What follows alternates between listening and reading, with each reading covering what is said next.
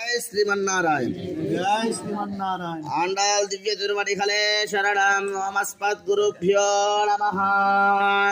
काश्यपान्वय संजातं नारायणपदाश्रितं श्रीमन्नारायणं वन्दे यतीश्वर శ్రీయాజుషం. నిన్నటి పాసురంలో అమ్మ రెండవ గోపికను నిద్రలేపి చక్కగా వాళ్ళందరూ కలిసి ఇదిగోండి నిద్రపోతున్నటువంటి ఒక మూడవ గోపిక ముంగిట నిల్చొని చక్కగా అక్కడ నిల్చొని ఉన్నారన్నమాట.